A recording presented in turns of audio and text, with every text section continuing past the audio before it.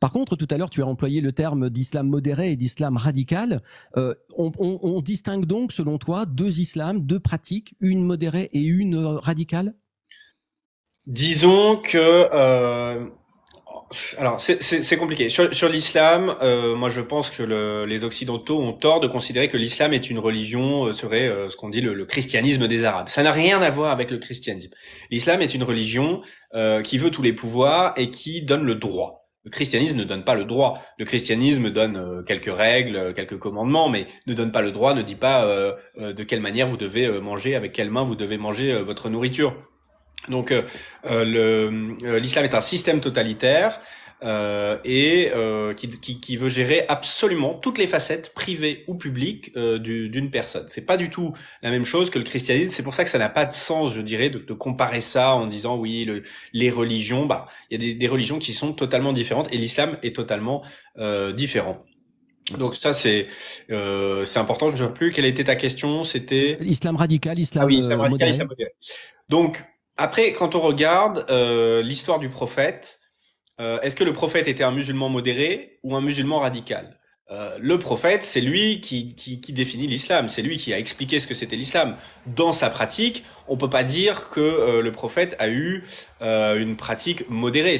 Le prophète Mahomet était un guerrier, c'est un guerrier. Donc c'est quelqu'un qui a imposé l'islam, soit par la guerre, soit par la menace de la guerre, soit par la persuasion. Mais quand on regarde globalement sur son histoire, et on sait que le musulman doit s'inspirer, c'est sa mission le plus possible de ce qu'a fait le prophète, du comportement du prophète. Plus il est radical, plus il va s'inspirer, il va copier le prophète. Bah, ce prophète ne peut pas être comparé à Jésus-Christ qui n'a jamais tué personne. Voilà. Donc on a un prophète qui aujourd'hui, si on le jugeait à l'aune de notre siècle, et évidemment que les contextes sont différents, hein, mais si on le jugeait aujourd'hui, il serait plutôt dans les rangs de l'État islamique que considéré comme un musulman modéré si on le juge par ses faits.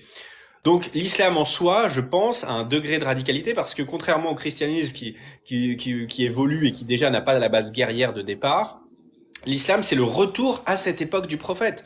C'est ça ce qu'on appelle le salafisme, c'est se rapprocher le plus possible de cette époque. Donc, de se rapprocher du niveau de violence de cette époque et de la manière dont l'islam se propageait à cette époque. Donc, c'est sûr que c'est pas du tout modéré. Donc, après, il peut exister des musulmans qui ont une pratique, je dirais, privée et culturels, c'est-à-dire qu'ils vont pas respecter toutes les règles au pied de la lettre, ils vont faire quelques fêtes comme il y a beaucoup de chrétiens qui ont une pratique culturelle, ils vont fêter voilà quelques fêtes dans l'année, je sais pas la Chandeleur, Noël, ils vont donner quand même un prénom chrétien, ils vont de temps en temps ils vont faire un baptême, ils vont aller aux enterrements à l'église, voilà. Mais ça va s'arrêter là, voilà. Il peut y avoir des musulmans effectivement qui ont une pratique voilà, culturelle et quand ils ont une pratique, c'est chez eux, ils le montrent le moins possible à l'extérieur.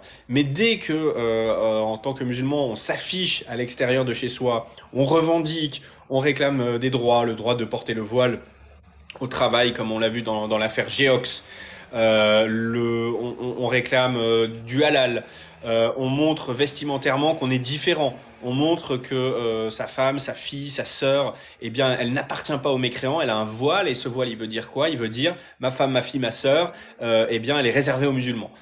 Toi, qui es le mécréant, jamais tu n'auras. Ça veut dire ça.